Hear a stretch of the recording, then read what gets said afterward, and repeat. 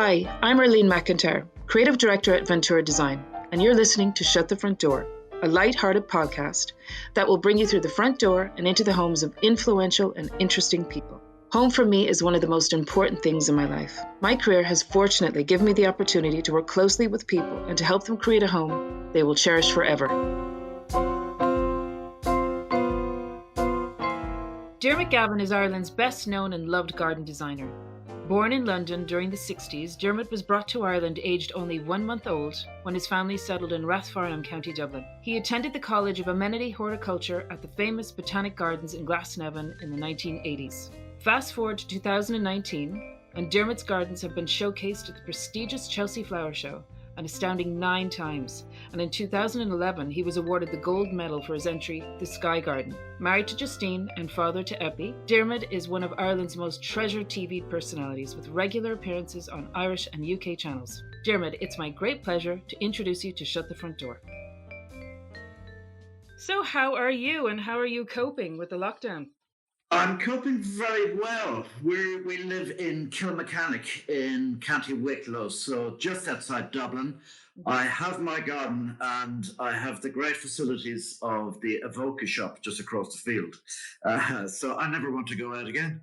I know, God, your home is beautifully located. I have been to your home and I just remember leaving and thinking how lucky you were to actually have such a beautiful garden. It's great. Yeah, we do feel very lucky now. We're very aware of what's going on outside and what a challenge this situation is for all types of people, the people in the front line and first responders and everybody else. And my wife does a bit of volunteer driving for people getting treatment in hospital. So we feel very blessed to be at home and to have a garden. And also the fact that this lockdown coincides with spring, and what a spring it is this year. I know. Are you inundated with people contacting you for advice at the moment? Yes, we a day after Paddy's Day on March the 18th, we started an initiative, myself and some gardening friends, and we set up this thing called Garden Conversations on Instagram Live. So every night for about 2 hours at 7 p.m. and weekends at 11, we open the Instagram and we answer questions and give masterclasses on designing gardens and telling people what plants grow best where. So there are thousands of questions, but it's keeping us sane and it's keeping other people sane. So lots of gardening questions at the moment. It's great. I know it. The timing is perfect, and the weather has been relatively good. Actually, we've been pretty blessed with good sunshine. Absolutely. We could do an unusual thing to say in Ireland, but we could do with a little more rain. Apart from that, it's perfect. Plenty of sunshine, amazing growth outside. And when you just see the blossoms and hear the bird song, it is a sign of optimism. And when you dig in the soil, something is released that makes you feel better about life. So gardening is it's a very mindful occupation at the moment. Oh my God, 100% agree with you. We've been actually doing a little bit of gardening ourselves, and it's so true. The whole process is very rewarding. And, just getting your hands dirty, and it's very kind of, it gets you into the earth, and you feel like it kind of centers you a bit. That's absolutely it. And not only that, there's a rhythm to it, whether you're weeding or planting, anything you do with the soil, even if it's watering the plants. There is a rhythm to it. There's a mindfulness aspect to it. And it does make you forget, what's ahead of us all. We have no idea, what awaits us when we come out the other side. But for those moments, it's a period of respite. Definitely. This morning, I was actually walking my dogs and I was trying to remember when I first met you. And I think it actually goes back to about 500 years ago. When we both worked on show houses, you might remember, in Balmain. Oh, yes. Oh, God. At the height of the Celtic Tiger. 100%. I was actually laughing to myself because it really was at the crest of it all. It was bananas at the time. And those show houses were bananas. Outside, I don't know. I think about inside they were a bit more restrained. They were. Well, Lawrence Llewellyn Bowen did one and I did the other one and you did all the gardens. Yes, I think we did 6 or 7 gardens, and some of them were quite nice, quite elegant, and there were one or two completely over the top. I remember two wrought iron orbs set in the garden with hanging seats in them, and you had to clamber through these to get anywhere in the garden. It was all about, at that stage, capturing attention, getting photographs, and exploring the potential of space. And it was great fun to see Lawrence over in Dublin at that stage. And there was a particularly colourful developer for Balmain, and I think that enhanced the whole situation too. Oh, he was. I love him. I know who you're talking about, and I'm still in touch with him. He's just the best. He's absolutely hilarious. Really innovative, really brilliant, great vision, and yeah, just an amazing time. An amazing time. And I remember my conversations with him, and he was like, "Come on, you got to do something really cool, really different, in the show houses." And we built this amazing aquarium in one of the show houses I did, and I had seahorses in them. And there was an electrical fault one of the evenings, and all the electricity went. And I think, in fact, something happened with one of your gardens as well, with one of the fountains you had. Anyway, all the seahorses died overnight. Oh no! But anyway, show houses, they come with all sorts of drama, don't they? All sorts of quirks, but people do love them. There was that series on RTE for a long time, wasn't there, about show houses, and different designers would compete, and people would go snoop around the house and vote on their favourite. Big time. And I used to love watching your show with Lawrence on Homefront, the makeover show. It was addictive. We had a lot of fun doing that. We were friends before, and it was because we were friends that the producers put us together. We're very different type of characters. So this is Lawrence Llewellyn-Bowen, an interior designer in the UK, very talented bloke. Maybe not so talented in terms of interior design, very talented in terms of the history of design, and very entertaining with a very loud style. And I think that's what's needed from time to time. And I had a little bit of a loud style in the gardens.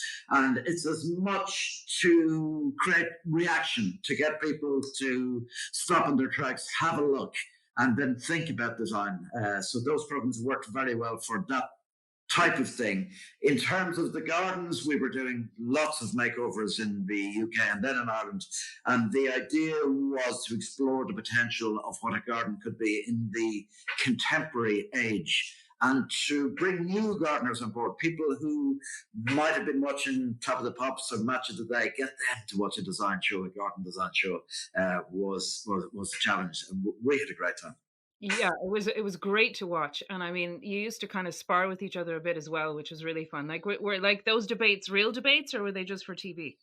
Oh, there were very real debates because we come from very different places, and our opinion, and we were, behind it all, we respected each other, but there was a huge amount of camping it up. But we had different opinions about work.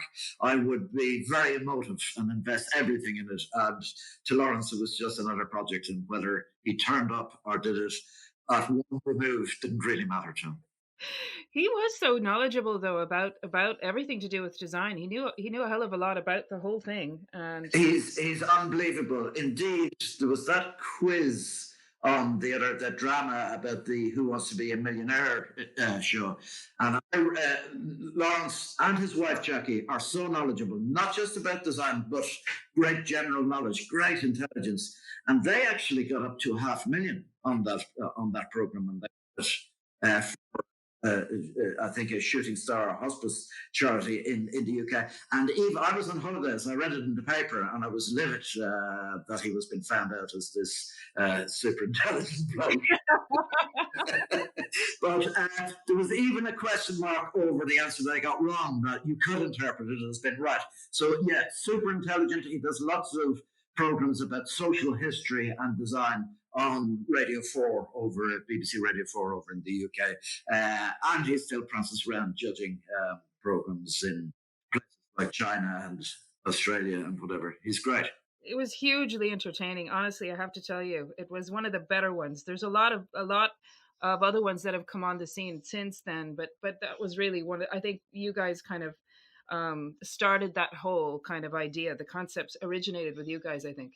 I think we were lucky to be round at a time when lifestyle was coming in, lifestyle television was coming into its own. And we worked with a particularly brilliant group of people at BBC Television Centre. Also, very interesting, Lee, it was when we did it, it was part of the arts department, not a part of lifestyle. So we started off with Daisy Goodwin, who now writes that Victoria or Victorian Albert the series that is often on a Sunday evening. She was quite brilliant because she set up all these type of programs, what not to wear, home front, inside out, and piled more. And Kevin MacLeod, she went on to set up Kevin MacLeod with Grand Designs when she left working for the BBC and set up her own production company.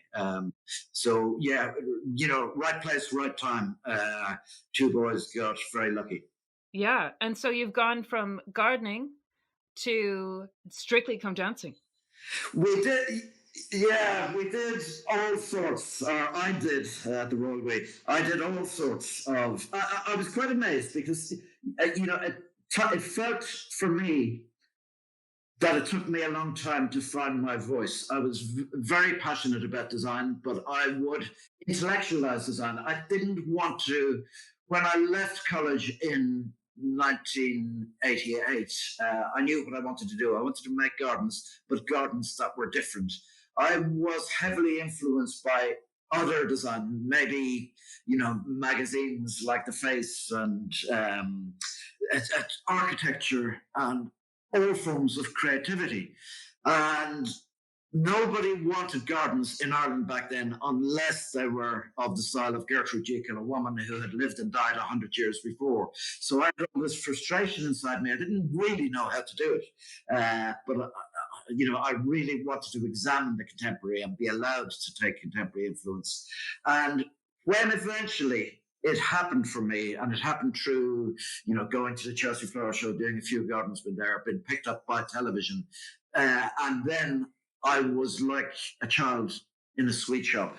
And all of a sudden I had a voice and people would listen. And I made, I did the good, the bad, and the ugly. We made some beautiful gardens, but we made some, let's say, deeply impractical ones also. And it was all a learning process. And as a result of that, and as a result of being prominent, you get these offers to do all sorts of things. And whether it was a dancing program or traveling the world.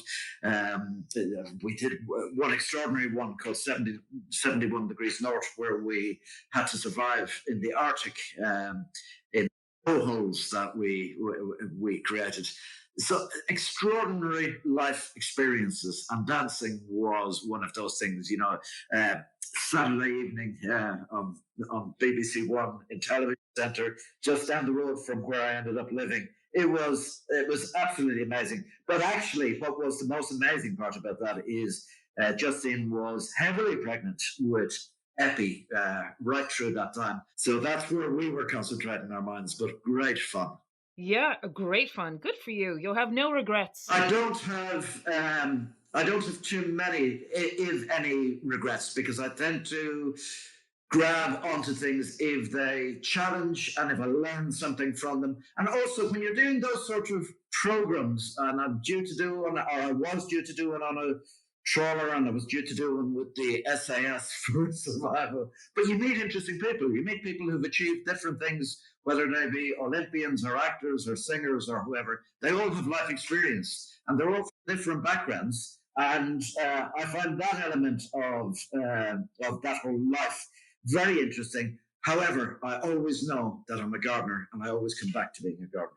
Well, that's your passion, really. But Yeah. you're allowed to have other interests and have fun along the way. I mean, what else would you do? Yes, yeah. I've had a taste of lots of different things, but there is nothing else. When it wasn't working out for me, and when I wasn't getting to create the gardens that I felt I needed to create, I did give myself a year back in the early 90s. Will I stay at this, or will I get out? And will I do something else? And there was not in that year. There was nothing else I could think that I wanted to do. Yeah. Well, what I would love to do is start asking you a few questions, if you don't mind, about your first memories of your home when you were growing up as a child. What memories do you have? So my first memory is a fairly formative memory. We moved back from England, as you say, when I was a month old. I can't remember where we lived for the first couple of years, maybe sharing a house with some family. But my parents bought a house in about maybe 1966, and it was opposite the gates of the Cadbury's factory in Coolock in Dublin, one of these suburban housing estates. And the gates of the Cadbury's factory were astonishing because it was like the Industrial Revolution. Every day at 8 a.m., the bell went, and hundreds and hundreds and hundreds of workers poured in walking. And every day at 5 p.m., they poured out. And there was one man who used to go and collect his son, and he leaned against our garden wall, and he'd chat to us, our front garden wall, and occasionally he'd have bits of reject chocolate, and he'd give us bags of that. And it was a very happy time. And that's the first memory of home. I also remember being naughty, being bold, which was an aspect of character that was to reappear many times in my life. But I remember a very busy, very happy family. Things were to go a little bit awry when we moved, a few years later, and the family kind of had more challenges to cope with. But those early memories of Coolock and the Cadbury's factory, which of course led to a great appreciation of Willy Wonka, were really formative. And tell me about your teenage bedroom. Like, what did that look like? That would have been an obsession with Live Aid and U2 and Boomtown Rats and music and pop culture and everything that Ireland, in a way, wasn't. So that idea of wanting to be creative, getting out, looking at what was happening elsewhere, Top of the Pops, rock and roll, Bruce Springsteen, any of that, my bedroom would have been plastered with cutouts of the wall. And when I say plastered, I would have put up wallpaper of this stuff, and the layers of it would have been 6 or 7 deep with sellotape and anything I could find in the newspapers. Really inspired by Geldof going on the Late Late Show and telling Ireland where to go when he wasn't allowed to play a gig. I thought that this was a revelation, and then along coming U2 and deciding to stay in Ireland and do it from Ireland. So all that was big for me. Creativity, kind of visual creativity, and musical creativity coming out of this. Yeah, it was a really exciting time, actually. It was like groundbreaking. That like the whole Bob Geldof thing really was very, It, very. it really was, but it arrived with a huge amount of anger. And remember the country we grew up in. So you had, bent politicians and the church, an oppressive state, and, limits on terms of personal freedom like contraception and abortion and women's rights and all of this type of thing. And Dublin felt very pebble dashed and very grey and very gloomy. And, you know, in a way, it was all about escape. I used escape through my mind because I couldn't escape in reality. So I was a bit of a dreamer. Bit of a dreamer. So is that when you kind of fell into gardening and the outdoors? When did that start for you? Yeah, I think when I left school, I was regarded by everybody, by the school and by my family, as somebody with absolutely no hope, because school didn't suit me. And they were all convinced I was deeply stupid or whatever. And it didn't bother me that much because I didn't feel I was, but I felt I hadn't found my groove. And even at that stage, I thought it might have been gardening and it might have been making gardens because there was a gardener on a program called Blue Peter on the BBC called Percy Thrower. And he created, not first of all, a sunken Italianate garden at Television Centre. And then he did a makeover for a charity thing. And he was an old lad in his 60s wearing woolly jumpers, a granddad type figure. And that fascinated me. This changing space idea really fascinated me. And I would have to say, Willy Wonka, when he opens that door and when the kids and their parents look in to that garden, a type of garden, I was fascinated by that. And I refused to believe that you couldn't combine the two. So I started off when I left school. I got a job as a commie chef in a restaurant in Temple Bar in Dublin for 3 or 4 months, which I absolutely loved because I felt there was great creativity in food also. But then a job came up in a shop called Mackey's Seeds of Mary Street. And this was an old emporium which had been in Dublin in various locations for over 300 years. And I went and worked there for three amazing years. And then I went to study in the College of Amenity Horticulture. So that's when it all started for you. And did you travel much at that stage? No, I was still cosseted and restricted.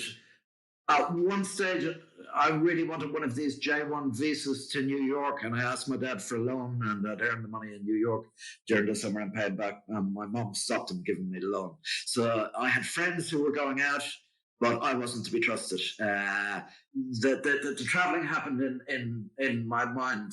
Things didn't open up for me until I escaped to London. Now, I always loved Dublin. I always loved Ireland. But to get out and broaden the mind would have been important to me. But it was the London days that really woke me up. Wow. Okay. And then when did you meet Justine? I met Justine when I won a medal in the RDS. So they had the RDS Spring Gardening Show. So a forerunner to Bloom and all these other gardening festivals. And it was the highlight of my year because I knew I could make gardens. I knew I could draw a picture of a garden on a plan of a garden on the back of a packet of cigarettes. And I knew I could build a garden better than anybody because instinctively I knew about plants and I knew about form and shape and line. And it wasn't really enough for me in my day-to-day, but it was enough to go and win the big medal. So in my day-to-day, it wasn't inspiring. I wanted to take inspiration from Michael Jackson and his Billie Jean video, dancing down the street and the pavement illuminating. But I was only allowed to make pretty gardens. So once a year, I went to this gardening competition. I would win the gold medal.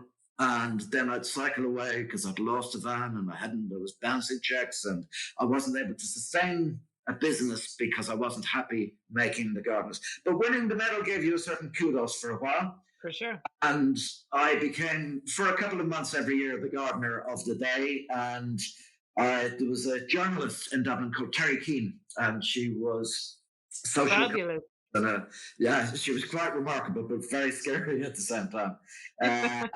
And she heard that I had been, because I'd won the medal, a woman who owned Shoewood Castle had rung me.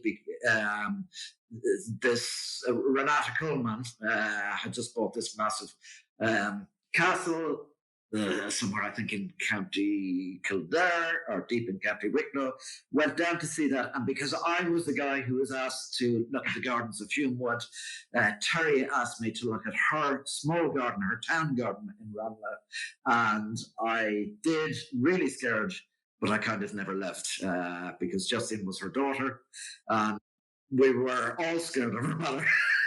And her mother ended up being my biggest promoter, and she was a quite remarkable woman. The same who discovered Philip Tracy, and if she found a young artist or a young creator, she would do everything to push them forward and get them known and whatever. And she did that for me.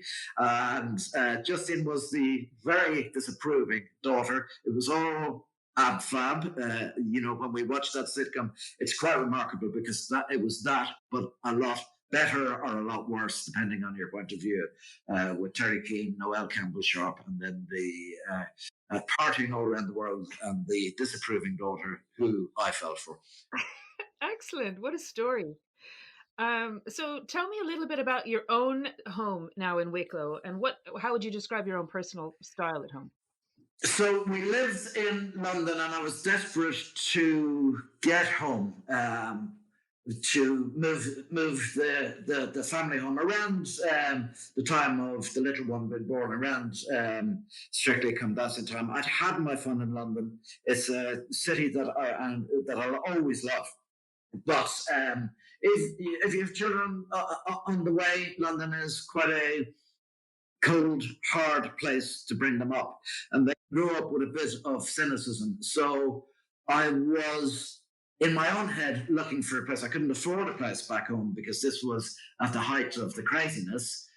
And I was working for a developer on some scheme. Somebody mentioned, their PO person mentioned another scheme that they had in Kilmechanic in Wicklow. And the following day, this was only been built. And the following day, I drove there and I rang the PO person. I said, you know that place, I'm outside it now. Do you think somebody would let me in to see the show house? And I was let in to see the show house. And it was a big, expansive concrete block in a nice location. And the house had, it was pleasant enough, but great views at the back garden, but tiny windows at the back garden. The house was done up in the most inappropriate manner you've ever seen the show house. Black carpets, gold curtains, feathers hanging from chandeliers, oil paintings the size of the house in it, Tudor type furniture, and yet I saw a vision standing at that house of my little one running across the landing on Christmas morning, and I thought, this is our house. For some reason, this is our house. And the house was sold to somebody else, but I managed to get it. It took a while, but I managed to get it, and it became home. And I wanted it for home because the location it was in, the fact that it was a fresh start, and the fact that it was so architecturally indistinguished that I could mess with it and maybe knock out walls and play with it and make it, the house and then the garden of my dreams. Yeah, definitely. You have the garden of your dreams, but your home is pretty fab as well. Well, it's okay. There's some bits that still remain, from that original landscape. Some of those gold curtains are still hanging because we can't afford to get rid of them. We have picked up the black carpets, but we're left with bare floorboards because that coincided with the collapse in everything buying the house did. So it's never become the house that I wanted to be, but the garden is becoming the garden I wanted it to be. And eventually, we did get to knock out walls and put in trickle windows and create that flow between inside and out. And everything we do, I'm really enjoying. And this period in time, this lockdown period, makes you slow down and enjoy it more. But unfortunately, when I enjoy it, I start to make plans in my head for what I want to do next. Oh my God. Like myself, we're all the same. We're all the same. It just opens up more time for more ideas. That's it. And I remember you once telling me that you were working on this amazing project in France. I don't know if you remember this project, and that the owners were building like a special garden just for their dogs. Yes, so over the years, we've done, because of the profile that the BBC gives you, you get to do gardens all around the world. And at one stage, I was a judge on the Sterling Prize for Architecture, and which was a wonderful experience, traveling around looking at the work of mainly UK architects, and it could be in the UK or abroad. So I got to travel all over England and to various countries in Europe with a great group of amazing architects, including Shelley McNamara from Grafton Architects, incidentally, who couldn't have been more wonderful. And one of those architects was a Czech architect on the judging committee called Eva Jurenka. And she brought me on she had come after the revolution in Czechoslovakia to London. She had worked in a very innovative practice from the 1970s called Future Systems. And she was doing amazing architectural and interior design work, all with a techno edge, using glass in remarkable ways, glass spiral staircases and lots of steel. And one of the projects she brought me onto was for a kind of industrialist, a guy from Sweden who lived with his Italian wife on the most remarkable plot in a place called Ez in the south of France. And they wanted a garden. And the views were just spectacular. It was quite a challenging plot because it was a bit of a hillside. So to make it usable, and the client was quite elderly, we had to terrace it. But you are in, a playground for plants, Mediterranean climate, absolutely beautiful. And the missus, who was also really quite wonderful, said to me, "But Dermot, we want no flowers." And I said, "You can't say this to me. You live in paradise. You have sun, 350 days a year. Look at the view you have. The climate will grow the most extraordinary Mediterranean plants, or plants from all around the world. And you say no flowers. Why?" And she said, "Because I'm about to get a puppy. And this particular breed of puppy, if it's stung, it will die. And bees sting, and bees come to your garden if you have flowers." Oh my God. So it was complex and complicated. And yet the husband, Hans, told me that he was 81 or 82 and he'd never had a rose garden, and he wanted a rose garden. So we managed to create different zones around the garden. So some were floral and some were very green.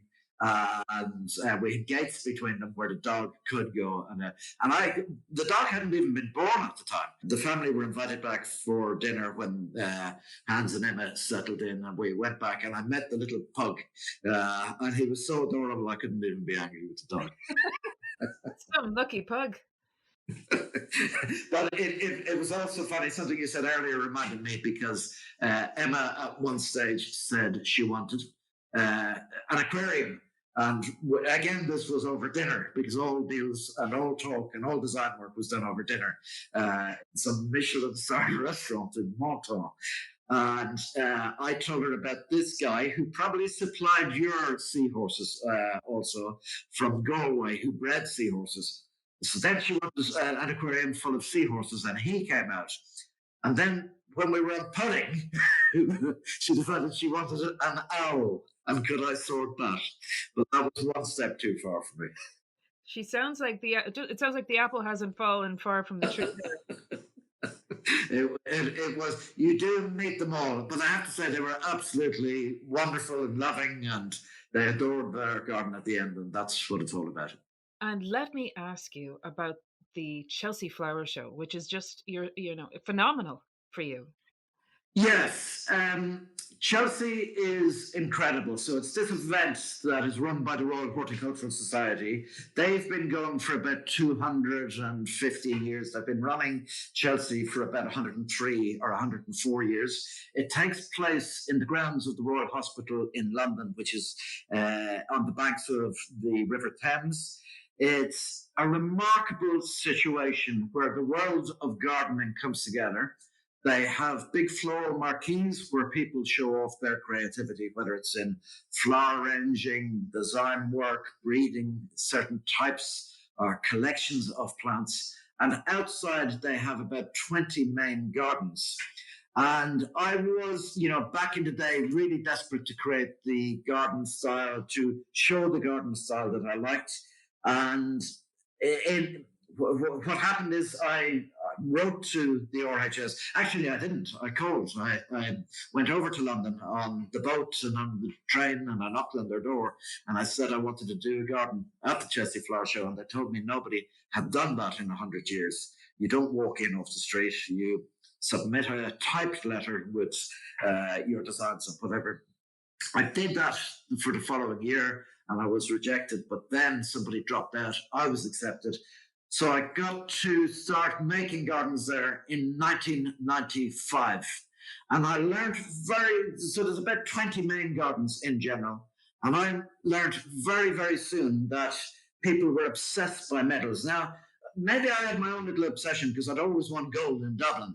But I felt getting to Chelsea was the medal and it was the reward. And if I was going to go there, I shouldn't worry about medals. I should just create gardens that I believed in. And I might get it right and I might get it wrong, and there'd be lots of slings and arrows. But if you have to be, so much goes into creating a garden at Chelsea, you have to give it everything, and you have to be fueled by booster rockets of passion. So I didn't particularly want, my reason for going over there was, and doing gardens at Chelsea, was artistic creativity, not to get commissions from the stockbroker belt around London. And so a bit of a silly thing to do in a way, because I could have made a fortune making pretty gardens, but I can make the pretty gardens. I went past that stage very early in my life. I want to make challenging gardens. I want to explore the art of garden making by saying something different each and every time. And that's what I've tried to do with, different levels of success. So some gardens have worked and some gardens haven't. But, I've become associated with it. It's been the thing that has really given me the voice. It's unbelievably tough, but exhilarating at the same time.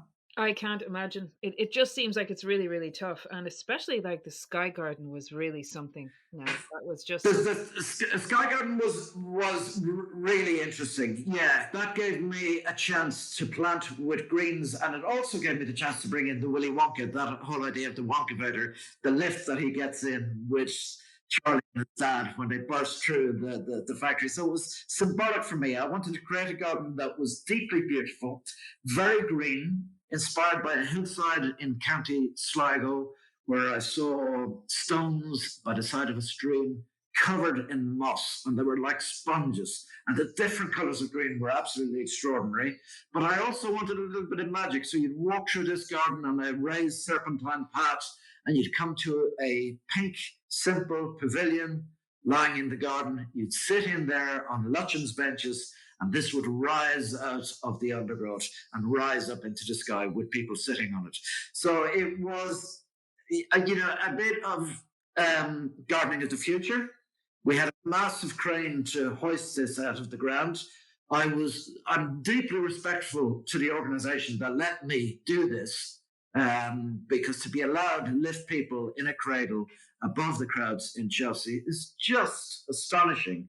And we were lucky in that it worked as a design. It got me on the front page or the front cover of the Garden Design magazine in the States only about a week later, which was the Bible of garden design. So it opened more doors, and it gives occasionally you glance back and you say, right, we did that, but important then to move on and try something new. So these gardens, I make the mistake in that they're not very commercial. Nobody wants them, but I get something out of my system and explore part of my craft. 100%. I mean, any competition like that is about being as creative and as crazy as you can possibly be. It is about, grabbing people's attention and thinking outside the box, really. Yes, I think it is. And I think if you don't do that, the issue is that you just garden to a formula. And from my point of view, I think a lot of gardening at these shows is to a formula. This is what you do to get your gold medals, and you please the judges who are of a certain age, of a certain type, walking around with tweeds, some of them deeply, deeply impressive people, some of them charlatans, and I don't care. I just want to make a garden that I couldn't make anywhere else. So if you're lucky enough to get a sponsor, and you're lucky enough for your design to be accepted by the various panels that look at it before it becomes an entrance to the show, well, then you should just go for it. And this brings me to my next question. What was it like meeting the Queen? Well, I've met the Queen quite a bit because she always goes to Chelsea, and I've even met her in her own house. So these weird things happen, Arlene, when you go on television. You get invited to stuff, to dinners, to Downing Street, to the Palace, to Chelsea. I got to know her niece. She became a friend. I became an ambassador for Prince Charles's foundation. So enter a weird life, and she's a perfectly nice woman. I prefer our system over here. I prefer elected presidents, but it's a real honor to go to a different country and to have dinner with a prime minister or to have a chat with the Queen. It's astonishing. And the really nice time we met the Queen was after her historic visit to Dublin, which took place before 1 week before the Chelsea Flower Show, maybe 10 years ago. And my little one, Eppie, who was that stage was 7 or 8, got to present a bouquet to the Queen in honour of her trip to Dublin the previous week. So that was very pleasant and very nice. And they've always been lovely to me. And Charles and Camilla still send a Christmas card every year. That's incredible. How cool is that? Well, it's just funny, but mind you, after a while, you begin not to believe in it, and you know they're celebrities and they cling on to their place in society so desperately. And I think it's all a little bit tacky with some very good people in it. But I've a great respect for it. I wouldn't want it here. I love the fact that nobody is more important than the next person in our country, and that anybody can go and put themselves forward to be elected to be the first member of state. I do prefer that, but the others across the way have always been very nice. And, she is a remarkable woman, just 94 this week. So, and she guides, and sometimes with the prime ministers they have, it takes a bit of guidance, the state quite deftly. Well, look, there's no place like home, as you say. So when you're coming home after having these absolutely incredible experiences, how do you relax? I'm afraid it's very boring. It's out into the garden, it's meeting mates for brunch. I did all my partying in my London days. I don't do that any of that anymore. So it's digging, it's drinking good coffee, it's eating a bit of cake, it's going to the odd movie, it's walking the dogs. The dogs would be a big part of life. And because we live in the hills by the sea, every night when we're not on lockdown, it's down to Bray seafront, and we do a 40-minute walk, sometimes at midnight, sometimes it's up the Sugarloaf at midnight, whatever it Oh, is. wow, that sounds nice. You let the world kind of just disappear, and it's about family. It's about watching Eppie become a young lady, her education, her thought process. So it's just very centered on home and on design and on growing plants and appreciating what we have. And who are your idols, like I guess in the gardening world? Who would be your gardening icons? Oh, that's a great question. That's a really great question. There was a guy in Brazil called Roberto Burle Marx, and he was a great graphic designer, and he's a great plants person. And he combined both of those. The very graphic design along the Copacabana, that Portuguese painting of white and black. That's the work of Roberto Burle Marx, and his gardens are sumptuous. So there's him, but there's also a Californian guy called Garrett Ekbo, who was studying in Berkeley in the 1930s, and he rejected the European formal designs or the two English cottage gardens. And he was a bit of a lefty, and he designed gardens for people, for migrant fruit workers, in the dormitories where they lived. He designed really great gardens for the new commuter belt.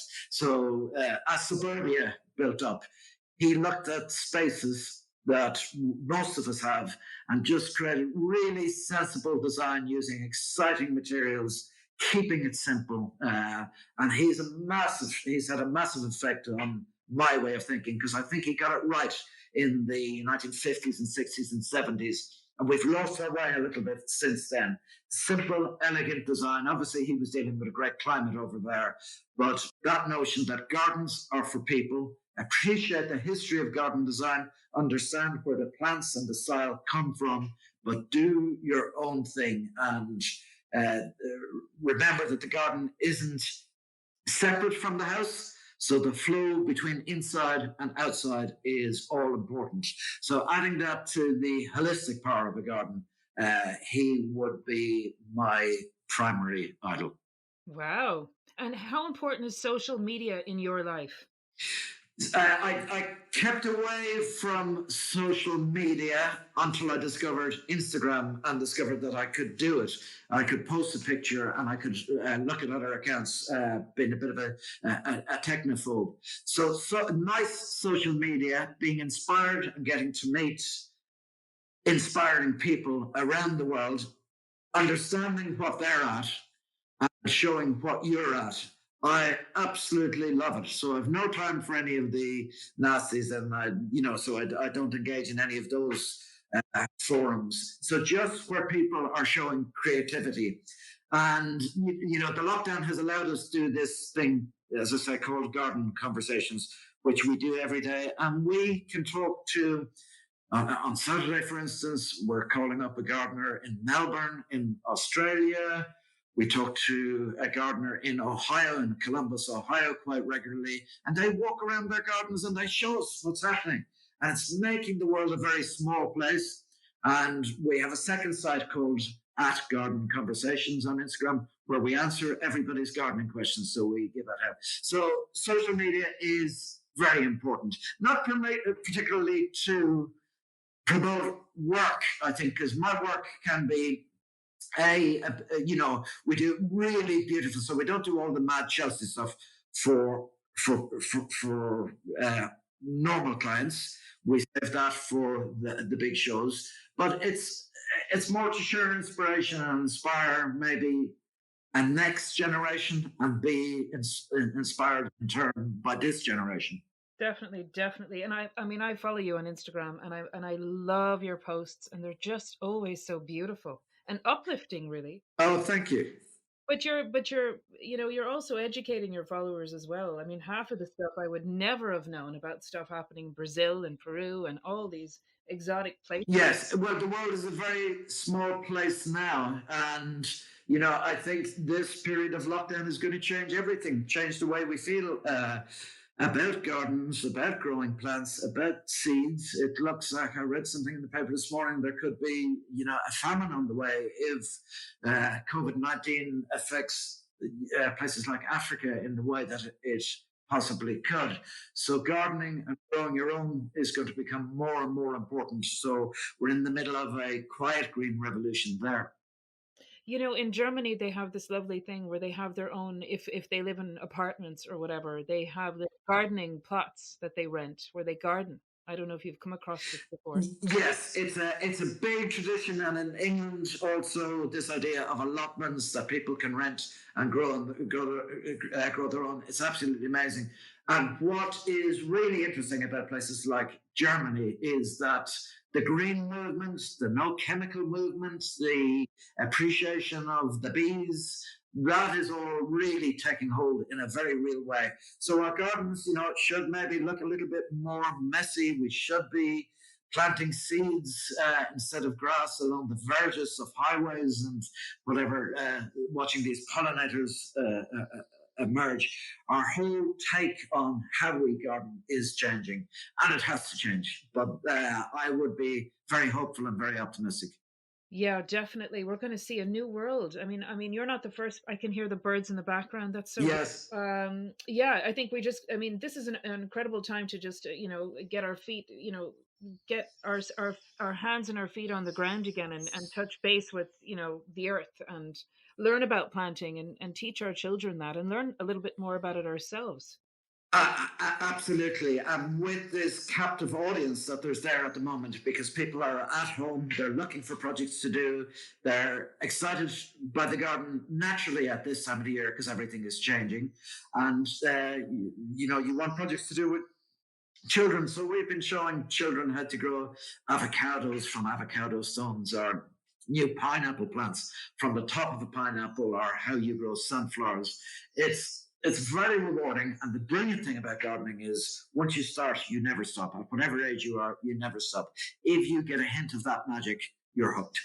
Exactly. It's addictive. My partner is German, and he's absolutely addicted to gardening. And Wonderful. it's wonderful, and I really have to say our garden is beautiful, and it's lovely to spend time in and look out at. That's great. So tell me, what one piece in your home holds the most special memories for you? Oh, one piece. It's a balcony. It's a wrought iron balcony from my mother-in-law's garden in Ranelagh, and it became an outdoor bar in that house, which was a party house. And years later, when I had my studio in Portobello Road in Notting Hill, there was a brilliant bookshop around the corner, which concentrated on design and gardening. And I found a kind of directory of cast iron from down for a couple of 100 years, and I found the building from which this balcony came in Edinburgh. So we brought this balcony, and it's our hall. It's the base of our hall table. It had some glass on top of it. There's one of my mother-in-law's painting she owned of birch trees hanging over it. And when I see that, it always brings me back to her and the garden and the story. And recently, the garden that she had in Ranelagh has had some new owners, an incredible guy from Morocco called Ali. And Ali owns an aircraft leasing company. And he contacted me because he read that I had done the garden originally. And he wanted me to restore the garden to the way it was. And he did everything in his power to get this balcony back. Really?